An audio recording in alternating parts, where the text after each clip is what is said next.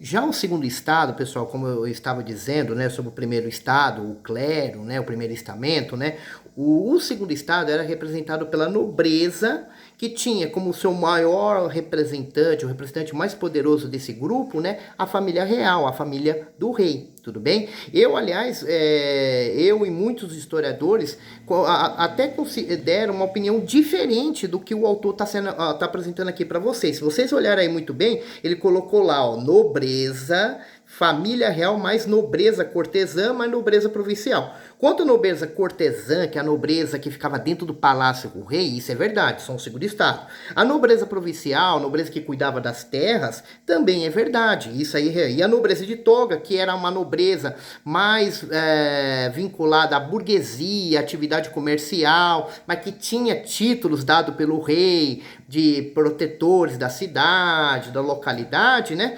Também é representante do segundo estado. Agora, em relação à família real, pessoal, eu sou de um grupo de professores de história que acredita que eles foram o único caso, entre aspas, que conseguiu ter uma certa mobilidade numa sociedade que foi feita para ser fixa na sua devida realidade, uma sociedade fixa, né, estamental. A palavra estamental significa fixa, e vem dessa ideia de estado que está aqui marcado para vocês.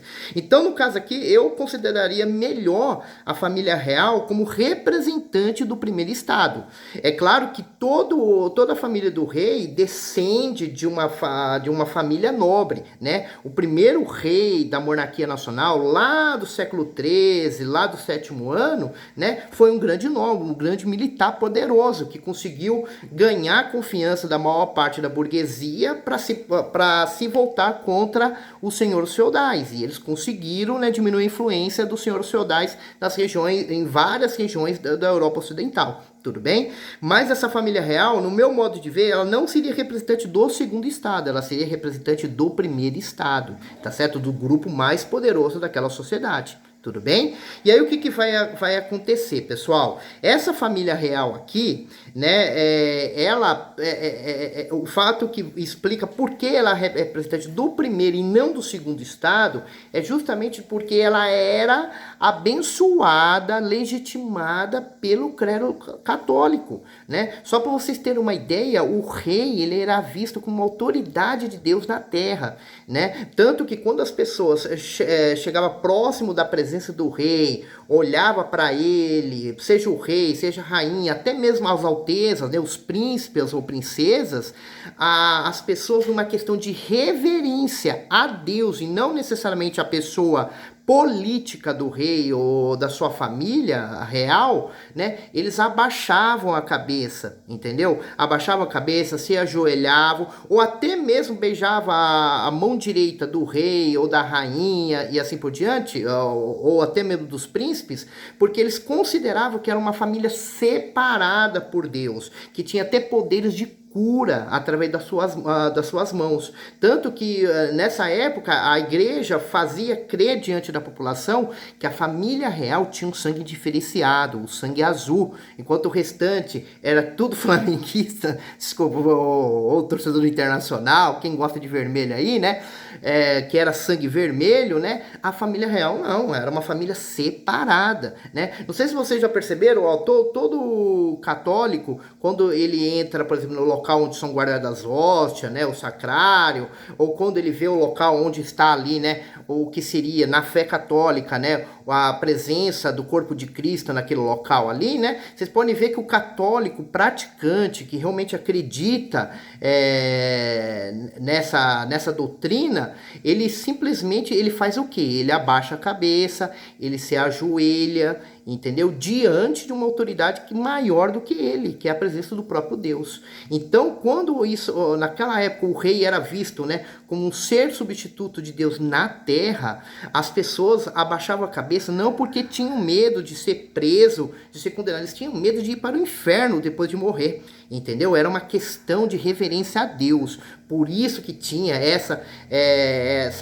ligação de tremendo respeito à figura real. Tudo bem? E é interessante que a gente está entrando numa matéria em que a gente vai ver como o terceiro grupo, ou seja, o grupo menos favorecido pelo simples fato de não ter o principal elemento de riqueza da época, que não era o dinheiro, e sim a terra, né? Esse terceiro grupo, que é um grupo que vem ganhando dinheiro muito bem, até investiu em conhecimento, desde lá do século XIII, e a gente já está agora no século XVIII, né? Por volta de 1760, 1770, né? Desculpa. Vocês vão perceber como esse grupo, né, que é o terceiro estado representado aí, ó, como vocês podem ver, pela burguesia, que agora são os comerciantes ou donos de fábricas, tá certo? Ou donos de indústrias, trabalhadores urbanos, que no caso seria, né, os funcionários, os próprios comerciantes que prestam serviço para a burguesia em troca de salário, e os camponeses, né, lá do setor rural. Como esse grupo desfavorecido, porque não tinham terras e não tinha tamanha influência política, aliás, dos três aqui, só a burguesia ainda tinha um pouco de influência política, no caso da França, tudo bem? Esse grupo vai se rebelar contra o segundo estado, contra o primeiro estado, vai bater de frente, entendeu? E vai tirar o poder do clero e da monarquia do rei absolutista, que tinha esse controle geral da nação, porque ele era a própria lei, a própria autoridade de Deus na terra, tudo bem? E isso vai ser uma mudança formidável. Tanto que, por exemplo, nos dias de hoje, vocês poderiam perguntar, professor, nós temos monarquias no mundo? Temos, na Europa temos vários exemplos disso. Só que as monarquias de hoje não têm nenhuma ligação com aquela monarquia divina, do direito